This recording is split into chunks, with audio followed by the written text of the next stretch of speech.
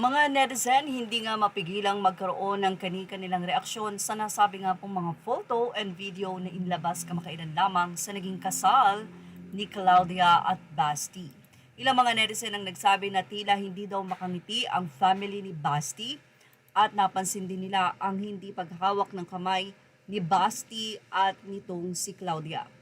Well, sana naman daw ay maging maayos ang relationship nila Basti and Claudia, lalong-lalo na nga ang pag-spill ng ama niyang si Dennis Padilla na di umano ay hindi matutuloy ang kasal dahil isang linggo na raw na tila walang interes itong si Basti sa kanilang wedding.